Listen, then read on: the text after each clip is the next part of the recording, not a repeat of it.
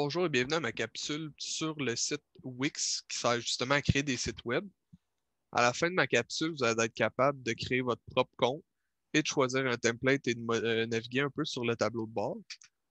Fait que pour commencer, on va aller sur le fr.wix.com et on va cliquer sur l'onglet ici qui est écrit C'est parti pour créer notre compte. Ici, si on avait déjà justement un compte, on va pouvoir se connecter.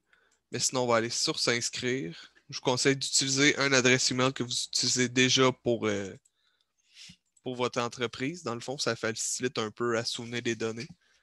Pour le mot de passe, je vous conseille quelque chose qui va être facile pour vous de retenir, mais qui serait quand même difficile pour une autre personne d'essayer de décrypter votre mot de passe. Puis là, on va faire s'inscrire ici.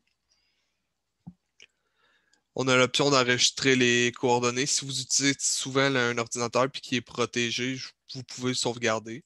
Mais si on n'utilise pas nécessairement notre ordinateur personnel, c'est peut-être pas une bonne idée de les sauvegarder. C'est mieux de s'en souvenir. Donc là, ici, Wix va nous poser quelques questions qui vont lui permettre de nous aider dans la création de notre site.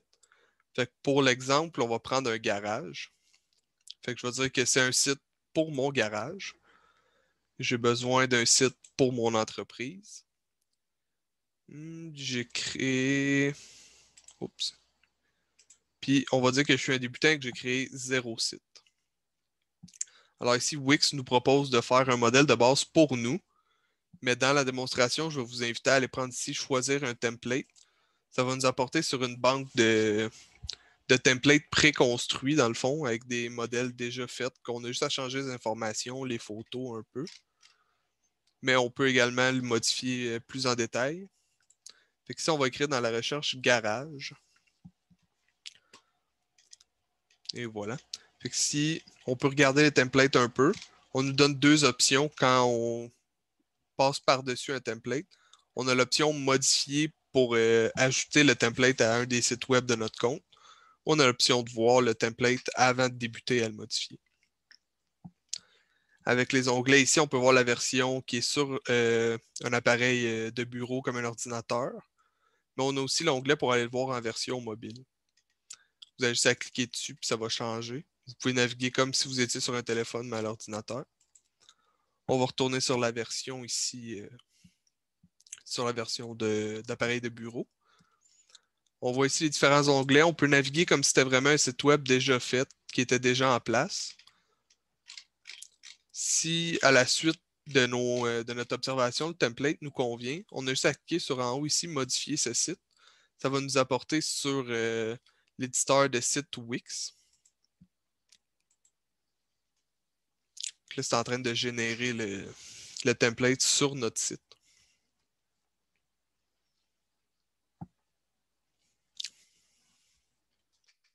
Ça va pas être bien long. Là. Ça prend un petit temps pour charger, justement, parce que c'est en train d'appliquer tout ce qu'il y a dans le template.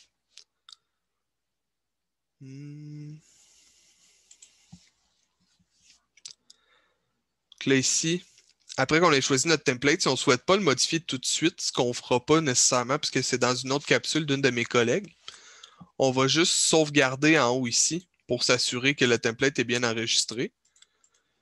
Pour la première fois, on nous conseille de mettre un nom. Fait que pour l'instant, on va juste mettre garage cégep comme démonstration. On fait enregistrer et continuer. Donc là, le template est sauvegardé au site web de à notre premier site web qu'on a fait. On va aller ici sur site et on va quitter l'éditeur. Ça va nous amener sur le tableau de bord de Wix. Sur le tableau de bord, on va avoir plusieurs informations que je vais vous expliquer quand même rapidement.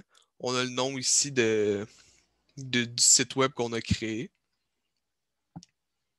Oh. Ici, on a plusieurs publicités parce que Wix, on peut en effet payer pour en profiter de pour avoir une expérience plus approfondie de Wix. Donc là, quand on se connecte, normalement, c'est sur cette page-là que ça va nous amener. En cliquant sur Action du site, on peut modifier le site. On peut voir les commentaires et les avis qu'on a eus. On peut aussi avoir un aperçu. On peut renommer le site ici parce que comme on va voir, c'est ce qu'on a fait à l'étape juste avant. Et voilà, c'est le tableau de bord. Pour se déconnecter, on va venir cliquer ici et le piton déconnexion en bas. Fait que c'est pas mal ce qui conclut ma capsule. Comme conseil, je vais répéter un peu ce que j'ai dit plus tôt. Là. Je conseille de prendre des informations qui est vraiment des coordonnées, dans le fond, une adresse email que vous êtes familier et qu'on va se souvenir, et un mot de passe qui est facile à conserver pour vous, mais pas trop facile non plus pour pas que ça soit facile de sans dire le mot piratage, là, mais d'aller voler les données de votre site Internet. Un petit conseil aussi, on peut également sauvegarder souvent parce que ça arrive qu'il y a des problèmes avec l'Internet ou peu importe que l'ordinateur ait des petits bugs. Fait que je vous conseille de sauvegarder souvent pour ne pas perdre. Et je vous conseille aussi de regarder les différentes capsules sur la page, justement la chaîne YouTube La Technique. Il y a plusieurs contenus qui s'en viennent. Fait que je vous invite à vous abonner et à laisser en commentaire les questions que vous avez.